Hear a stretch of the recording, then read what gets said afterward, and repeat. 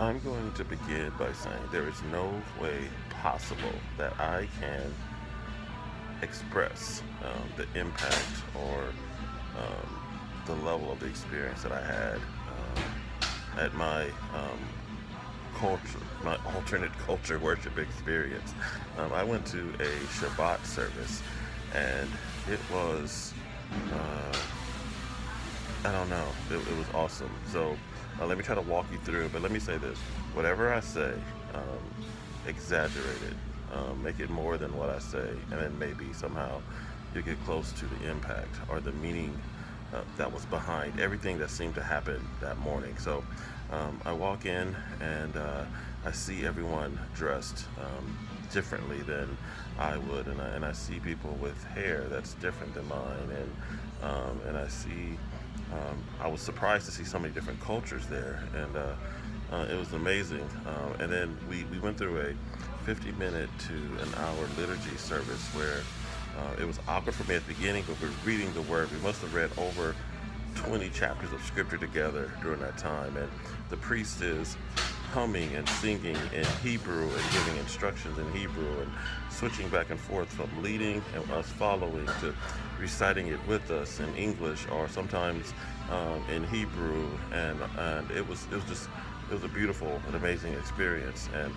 Um, and then somewhere towards the end of that, they one of the gentlemen got up and went to a cabinet that was on the stage, and he pulled out a box. And as he walked around, everyone who had their liturgy books began to touch the box, and you could feel the holiness. You can feel something sacred was going on. I didn't know what was going on, but I had a liturgy book in my hand, and I wanted to touch it as well. I was swept up in the moment, and I just wanted to be a part of what everyone else was experiencing because I was experiencing it without really understanding what was going on. But when they got it up to the pulpit or to the stage, the priest took off the cover and it was a scroll, and he rolled out the scroll and began to read from the Torah. It was beautiful. It was amazing. All the meaning. It was dripped with the meaning. And then they went into a short time of announcements, and then so we'd been there about an hour, and I'm thinking it's time to go. And then they said, we're going to go into a time of praise and worship. I was like, oh, cool, okay. They sang 9 songs in a row. We were there about 45, 50 minutes singing praise and worship in addition to the hour so that we'd already been there.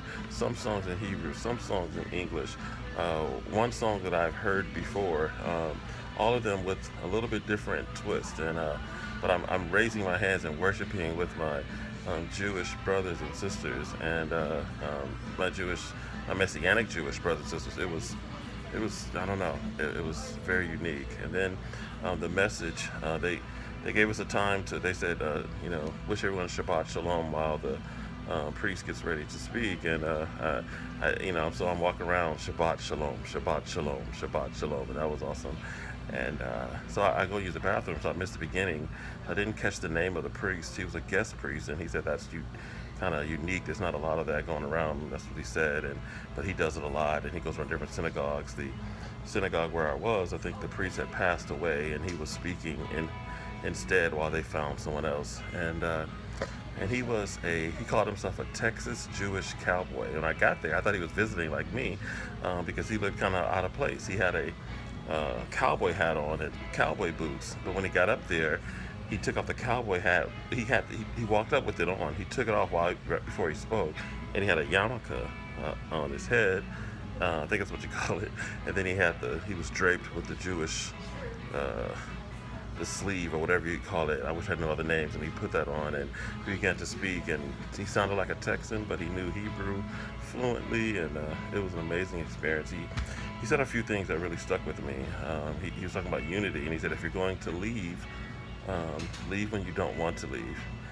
And he said if you're going to leave when people don't want you to leave. And he was talking about the importance of unity and being there for each other. And that was, I don't know, that was interesting. And then he also talked about a discussion that he had with a lady that he knew, and he said the lady said when a married couple renews their vows, the renewal of the vow does not rid the couple of the initial vow.